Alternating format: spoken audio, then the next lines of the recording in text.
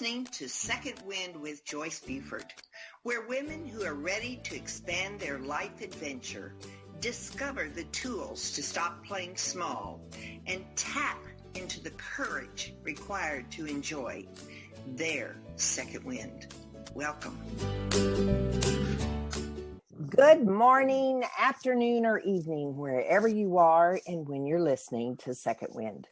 It's always a pleasure to know you're out there listening and that you'll get a good podcast today. I've had this guest on my show before, and he offered to come back on my show, which I was very pleased to say yes. And so we're going to talk about some really interesting information about relationships. How awesome is that? And don't we all need a little encouragement in that area? All right, let me tell you, just as reminders, or if you are the first time to listen to Dr. Andrew Hahn. Dr. Andrew Hahn is a clinical psychologist and founder of the Life-Centered Therapy Institute. He grew up in Belmont, Massachusetts, went to Harvard College, and then got his doctorate at Hahn University in Philadelphia.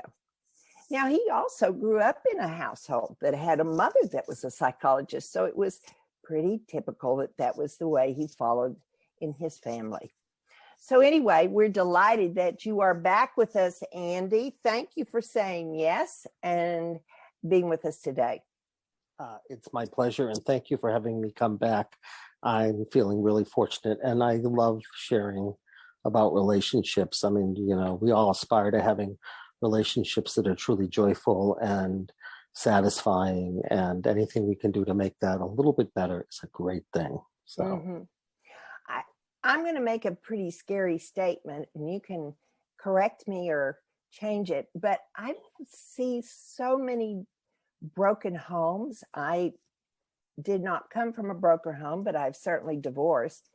And it's sad to me that we have so many divorces in our country. But I think it's all over the world. Correct? I think we have a lot of divorces. It's true. And most of them are not because people really don't belong together, but because they don't know how to be together. Ah, very true. Yeah. Well, I wouldn't say that I had the best model in my house, but my family did stay together. So how much did I take away from my birth family that reappears in my adult life with relationships? I think most of us take an awful lot away from our families. We take away relationships. We particularly if we come from families where there's a lot of mixed feelings, it's like the best way to make sure you never lose your family is to take them inside of you.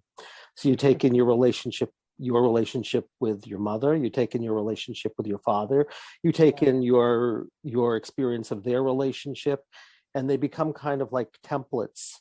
And our work then often is to say, can we learn from them as opposed to just exactly reliving what they've done. So I'd say one major part of what goes on with couples is that they try to heal the relationships that they weren't able to handle in their families, their own relationships, or their parents' relationship, for sure. Yeah. One of the things that I am aware of just in my relationship, and I'm using myself only as an example here, is that I never really knew how to have a discussion in a difficult, I didn't know how to I didn't know how to communicate. That would be a nice big word. So it was really difficult for me to communicate my feelings with my ex-husband. So how does one work on that? Well, I think there are several ways if you want to talk about communication. So I'll just give you some sense of things. The first thing is that in order to communicate well, we have to become identified with the one of us that is having experiences as opposed to just automatically reliving the experiences. So we want to learn how, it's like building a muscle, learn how to become more of a witness and someone who holds ourselves as opposed to identifying with ourselves. So the more we can do that, the freer we are. So if something happens and I can be aware of my reactivity as opposed to just reacting, that's a great thing. And most of that is around trauma and maturity. And so when there's something traumatic that happens to us and our partner triggers it, right? Good luck. Yeah. Because you're no longer going to be an adult. You're going to be the child that something is happening to. And what often happens in couples is that they have mutual, senses of being devalued in some way. And then they play it out with their partners, trying, of course, to, remember it so they can heal and evolve. That's one of the reasons we get married. We think we get married in order to, because we love someone. Well, we get married because we love someone. We also get married in order to have an opportunity, to rework things that happen to us and hopefully to do it in a better way. So the first thing that has to happen if you're talking about couples is you have to know how to work with grudges that have nothing to do with each other, but we think it has to do with each other, but it doesn't. It's like we put somebody else's head on our partner, and then we play that out. And I can give you so many examples of that. So one thing we have to be able to do if we want to be able to communicate is bear witness to what's going on and not identify with what's going on. That's the first thing. The second thing is, we have to be able to talk about talking sometimes. Like we might have to say, I'm aware that what happens between us is we keep interrupting each other. So the real problem is in our process. It's not even in the content of what we're saying. So maybe we have to find a way not to do that. Maybe we're going to have to find a way to take turns. And when we're really, when it's the other person's turn, hopefully they're going to speak slowly enough from the inside out that they're listening to themselves. But our job is to really listen to them without being reactive and to really see if we can find where they're coming from. Because I'll tell you, the other thing that kills couples is we have all kinds of assumptions that are implicit and then expectations that are implicit. And they never get talked about until, we're hitting each other in the head with the 2x4s and saying, don't you understand that this is what? No, I had a whole different idea about that. Mm-hmm. So, we have to be able to do that. And then the third thing I'd say we have to be able to do is we have to recognize our personalities. And we all come in with such different lenses. And of course, we think everybody else is a crazy version of ourselves. So, what they do makes no sense. Mm-hmm. And, but if we really understood, we had a way of understanding people from the inside out and understanding differences that make a difference, and that it's just different worldviews, and that isn't about right or wrong, or, mainly about right or wrong, because people say, I'm right. The other people, I'm right. And it's, and it isn't about, it's about perspectives. And can we be in a different relationship with our perspectives? But first we have to know our perspectives to be in a different relationship with them. And then once we know them, the last thing we have to do is our perspectives are usually based in fear. And if we can deal with the fear, right? I mean, I'll give you a simple example, and we can take all of these things. Let's suppose I have to always do everything, perfectly. Yes. Right? Mm-hmm. And I do, and you do too. Well, underneath that, there's a fear, right? That I'm bad, or I'm wrong, or I'm something. So I have to prove to everybody that I'm good and right and correct and proper. But I have this fear that that's not the case. Well, if I could face my fear, then my personality becomes less like wearing armor and more like wearing like a, diaphanous dress where, it's lighter and we can live through it. So grudges and living out the past, the capacity to have some strategies, the capacity to see our core lenses, and then to be in a different relationship with them. And if we could do that, we'd have great relationships, which is why we don't have so many great relationships. Yeah. Why is it that we don't? I had a particularly long courtship, but I think, most people have a year or two, maybe courtships. But why is it that even when we see the red flags, we don't accept them, or we think they're not important to be aware of? Usually because we don't integrate all parts of our being. So if you fall in love with somebody, right? Yes. Well, what's falling in love with someone you don't know them? Really? What is it? I'm going to tell you what I think it is. Okay. It's idealization. They have some quality that you don't have, and you say, oh my God, I'm so rigid and he's so free, right? Mm-hmm. And you idealize it because you don't see, that you see something that's not in yourself. But then the very thing you saw that you so idealize, when you start to live with them, you say, wait a second, it's like, he is so like never does anything. And it's the same thing, right? So when there's something quality that we don't have and we see it in somebody else, we literally can fall in love with it. But then when we get to live with it, we can literally like hate it, right? And so, and that doesn't usually come up until you sort of like, or alternatively, when people, before they're married, they see themselves in a certain kind of light, like we're two lovers or whatever, right. And there's not the seriousness. And then they get married and suddenly they're living out their parents' relationship, or they're living out the relationship with their father or mother or something. Whereas when they were just like dating, it's like, we're just doing our thing. So, and that can last for like, lifetimes, so, yeah. I don't know. That's why we don't see things, it's like, we don't see, because we don't ask the hard questions.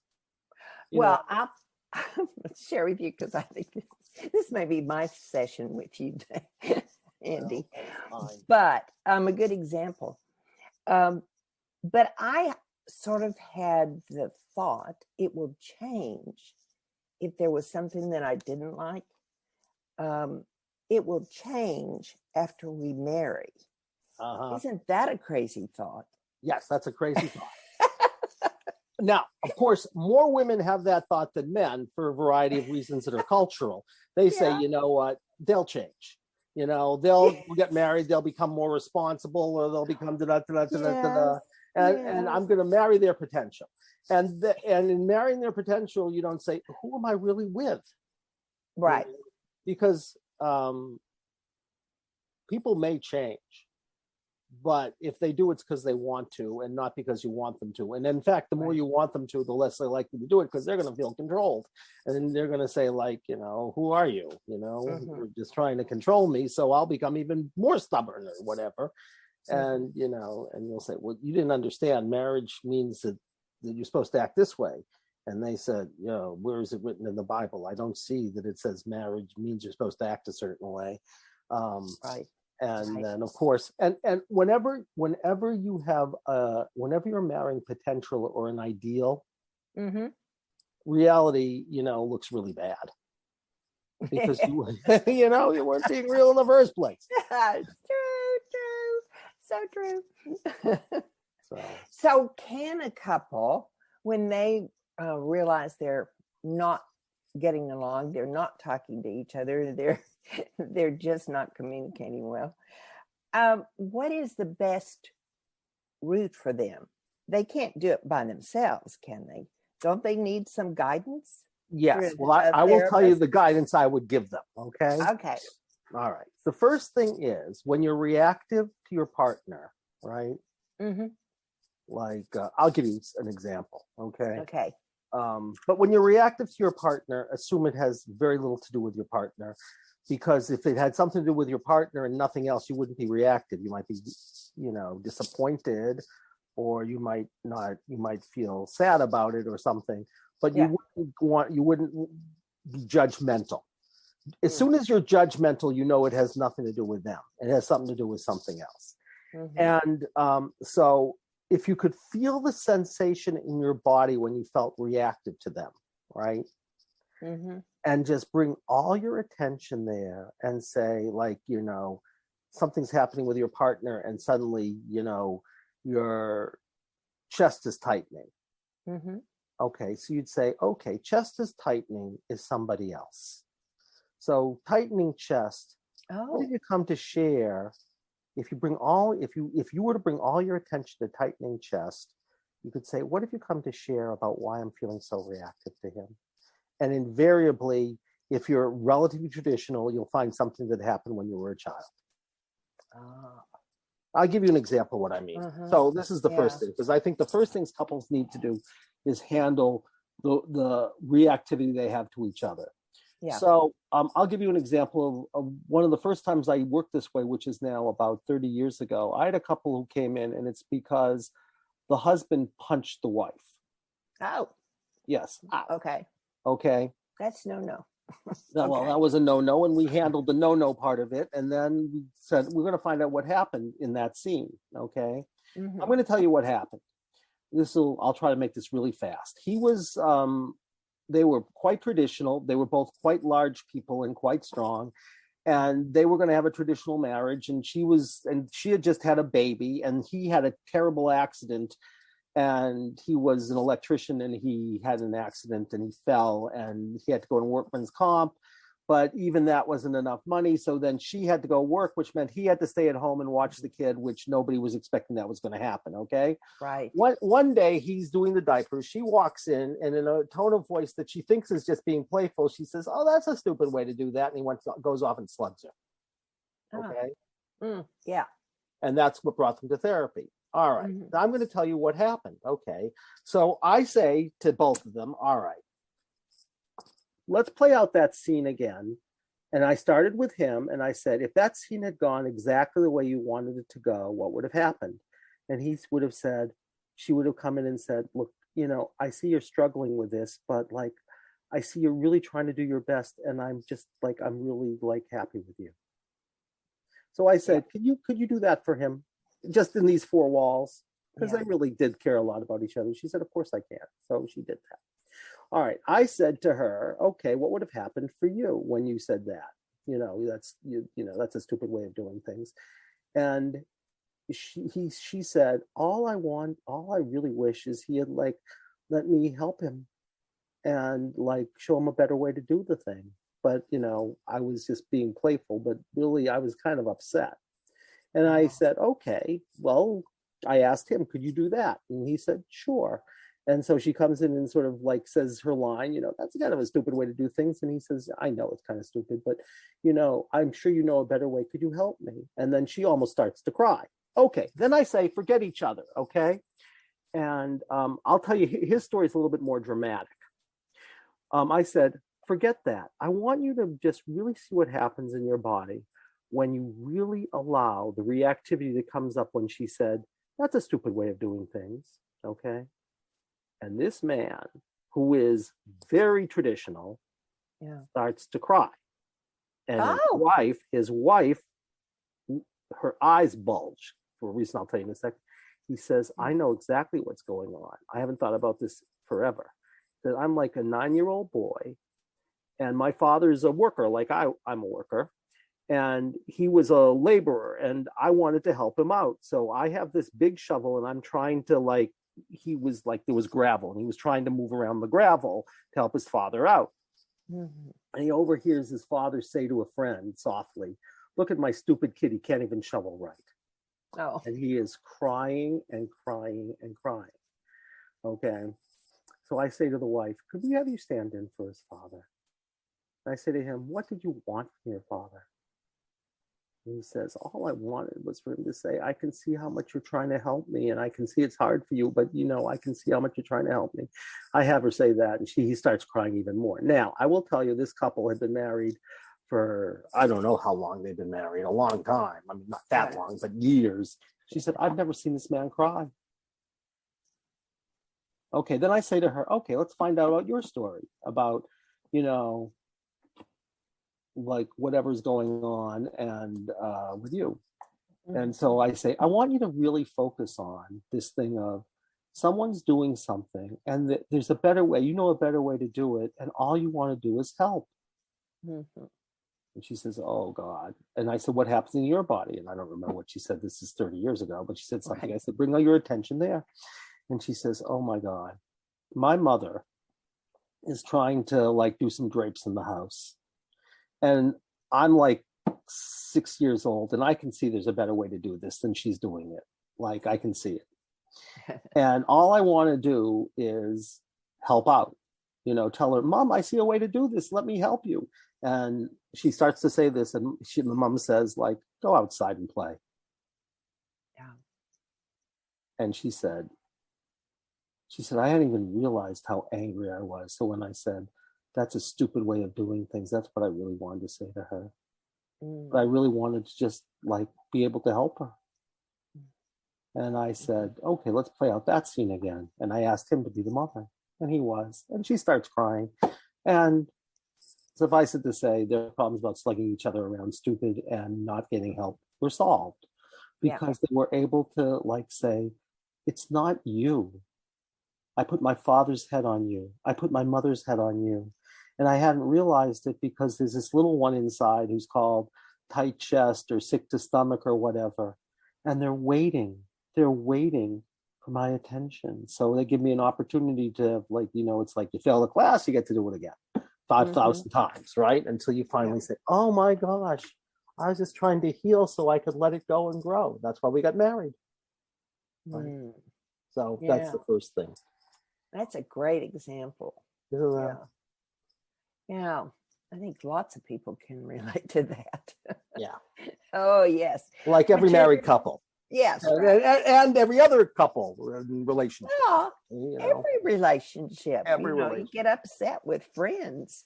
Yeah. Well, and, play your act. Mm-hmm. Yeah. Well, it's but the people we save it for the most are the people we're closest to. Yeah. Children and partners. Now you're using from your resource that you and Joan Beckett wrote, correct? Mm-hmm. This the 1 hour miracle. Yeah. Explain how that was written.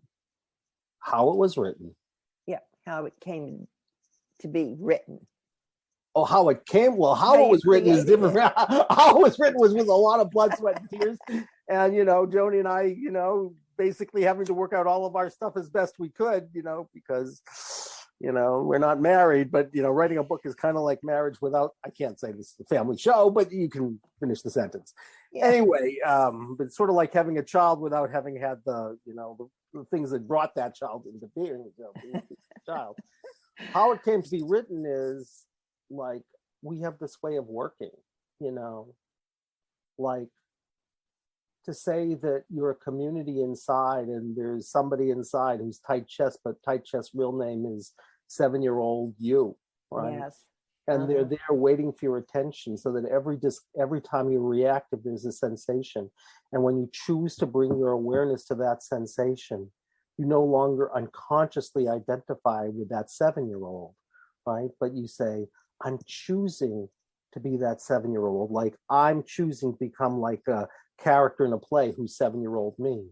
But I'm no longer unconsciously playing it out by hitting my wife or calling my husband stupid, right? Which is just me as a little kid. But let's suppose I could choose to become that little kid by choice, like an actor choosing to be a character in a play or a movie or a novel, and then say, I'm going to bear witness to you. I'm going to hold you. As opposed to I unconsciously am you, playing you out with my husband and wife. That's called freedom. So and I've seen these things over in a 1 hour miracle. That session I told you about took a little over an hour. I want you to know for that couple it was a miracle. Yeah. Because they were freer and their relationship got way better, obviously. They became way more intimate. They became way more loving, and that happened in an hour. And that's why our agent said you should call it the 1 hour miracle, which was not our choice. That was not our choice of a title for a book, but I think it's very attention getting. I mean, he doesn't like a quick fix. Yeah, hour is a little amount of time to fix something like that. Well, the second you realize that you're playing out things that you're reliving things that you have dismembered in a sense, right? That 7-year-old has taken on a life of their own and they're running the show. The one who's there and, helping his father with the gravel, he's the one who's here when he, hits his wife. He's not an adult. He's a 7-year-old kid with his father, right? Right. Yeah. So what would happen if we choose to remember them by finding them in our body, right? Tight chest. Tight chest is the same as 7-year-old boy. Same thing. It's an AKA, right? And we choose to become them. And then suddenly it's no longer we're automatically living out their story, but we say, oh my goodness. Oh, you needed my attention and you needed me to be here holding you and, bearing witness to you and accepting you, which you didn't feel accepted when you're the 7-year-old boy out in that, gravel pit or whatever. Right. Yeah. Now you're no longer the 7-year-old boy. You remember the 7-year-old boy, but you don't automatically live him out. Or you remember the 9-year-old girl who's there trying to help mom, but mom says, go out and play, right? Get out of here, go out and play, right? And suddenly you remember her, so you don't unconsciously live her out with your husband. And that's called getting out of hell, right? Yes, right. So if I could leave you with one idea, that would be one of the ideas. The second idea is we have to understand our personalities, because we come in with such different lenses and therefore such different assumptions and expectations. I give you an example that Joni uses in the book. It's a great example. It's between it's between her daughter and her, right? Joni is a protector. Her personality is a protector, which means that what's most important to Joni is protection and truth. Okay. Yes. Her daughter is a romantic. And what's most important to a romantic is to be special and to get somebody else's love. Okay. Now, this is the scene. It's in the book. It's a great scene if you want to understand that, because those two personalities could not be more different, because the whole where your attention goes is so different. Joni's attention is going to integrity and truth, and her daughter's attention is going to acceptance and being special. Okay.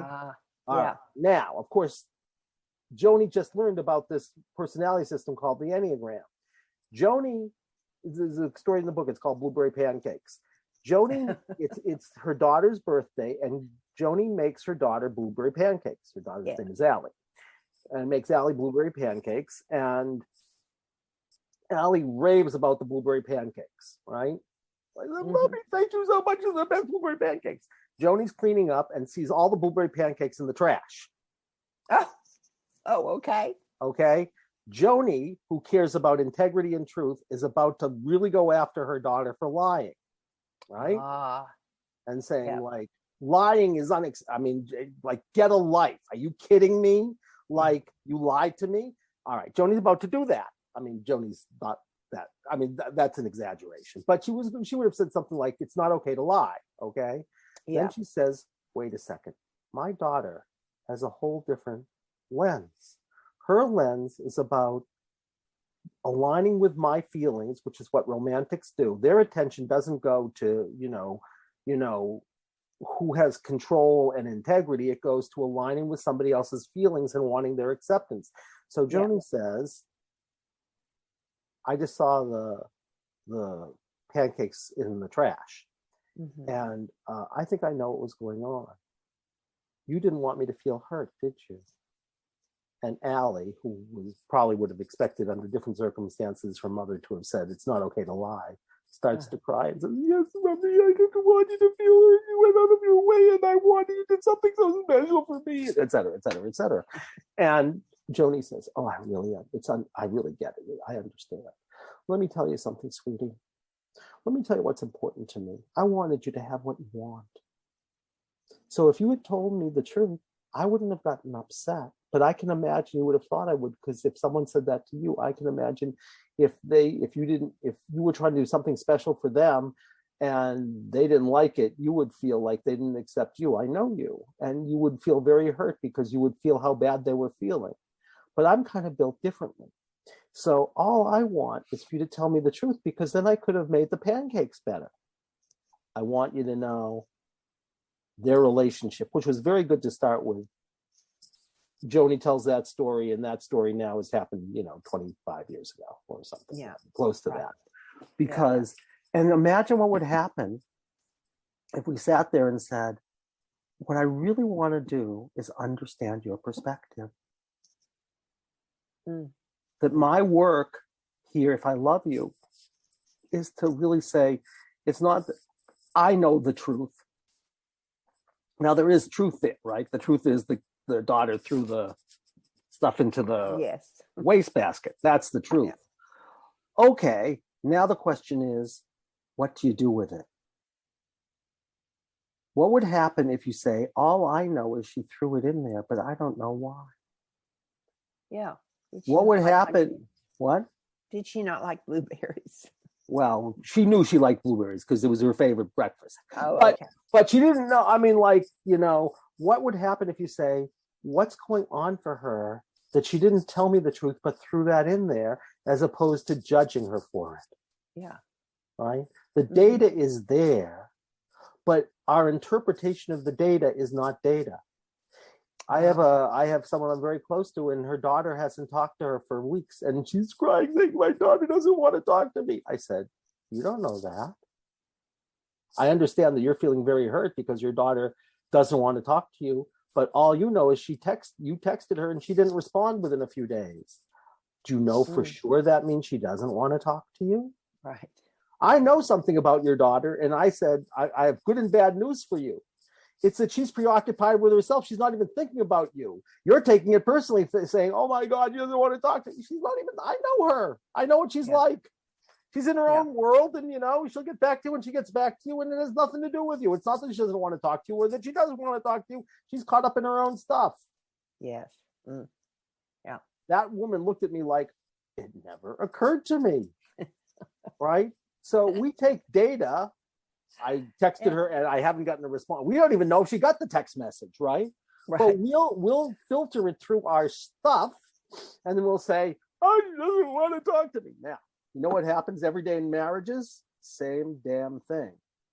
We take it personally and we interpret it given our own limitation, and then we throw that up, literally. We get nauseous and we vomit all over our partner. You want to talk?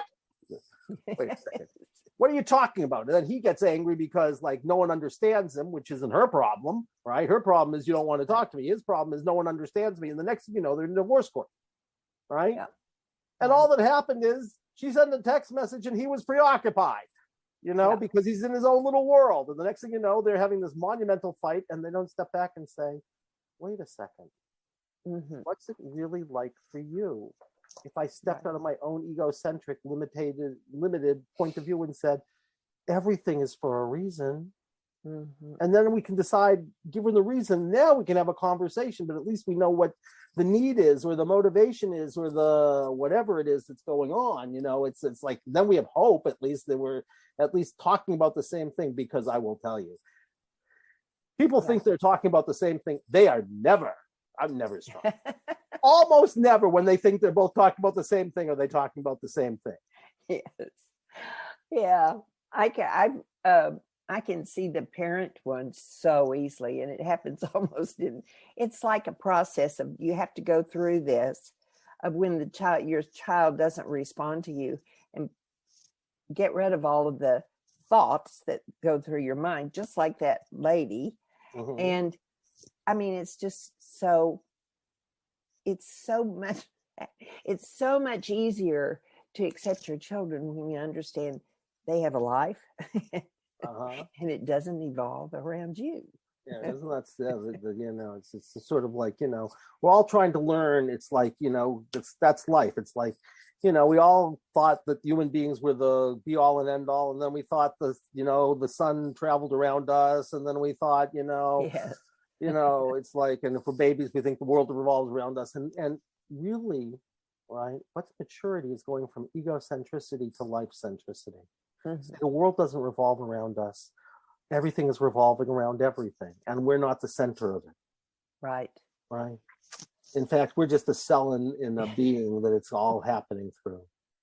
Yes. And when we know that, it's like, oh, I thought I was the whole story here. No, I'm some little like cell someplace, in a living being called life. It's just evolving, and I get to play my little part. And the question is, do I do it with grace, or do I do it from a place of fear? That's our free will. Well, I know you've given my audience lots of good ideas to think about in their relationships today. Very well done, Andy. I do thank you very much for this interview. Well, it's my pleasure. I want to say to your audience, tell Joyce any reflections you have, because she wants to hear from you to know if she makes a difference and if anybody is listening, because she doesn't know what kind of impact she's making in the woman. Is remarkable, and she really is. So tell her, because she really could use some like somebody saying something. Even if they say we can't stand you, at least we know that you're there. And if you want to talk to me, you can talk to me too. You just write me at Hahn, Andy Hahn. It's Hahn, Hahn, at lifecenteredtherapy.com. And if you forget that, if you can remember lifecenteredtherapy.com, you'll get to our website. So write to Joyce or tell her something. She will be so happy. I promise you, I can make a promise because I don't have to follow it. She will write you back and say, thank you, thank you, thank you.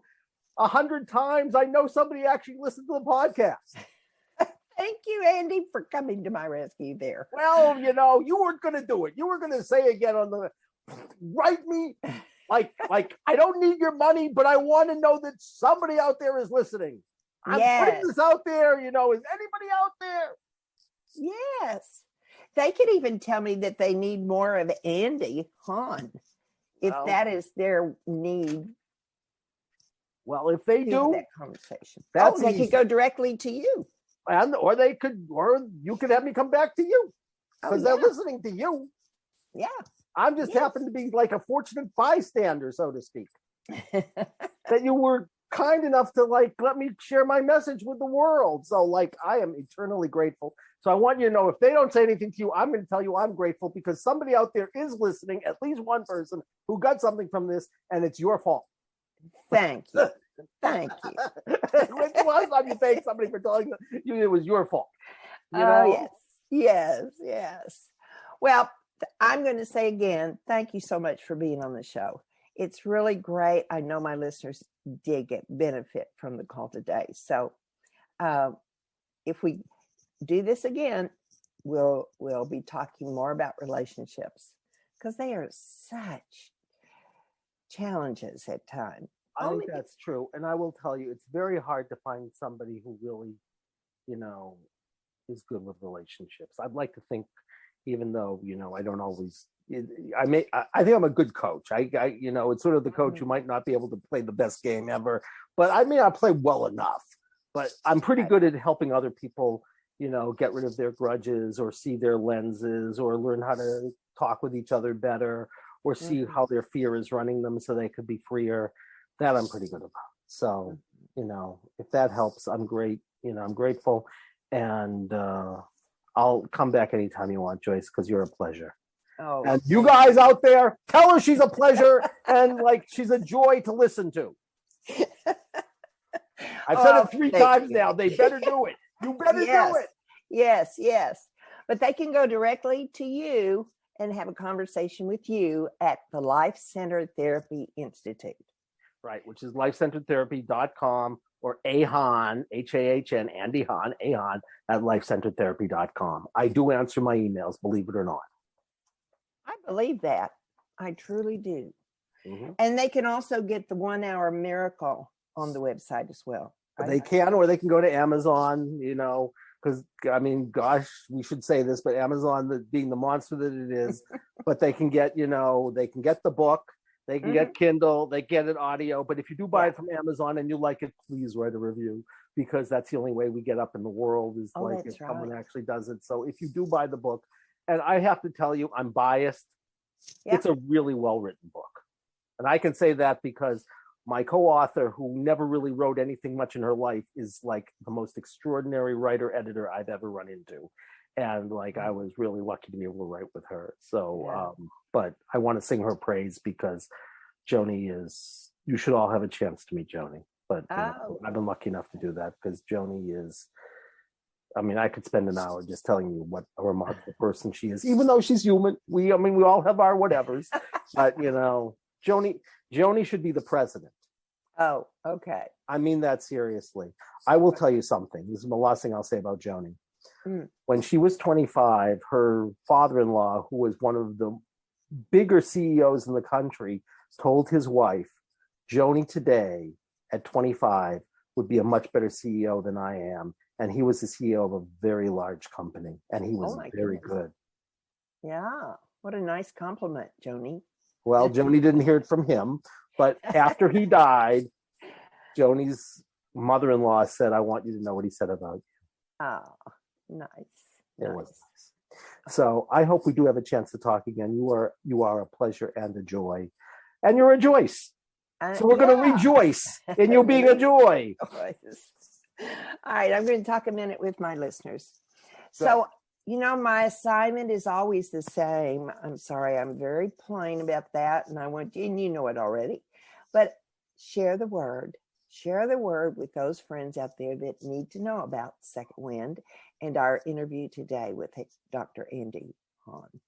Please get the word out there, because all I'm here for is, as well as Andy, is to help people have better relationships today. So I'm not crying. I just had a little raspy voice there. So anyway. It's okay, Joyce.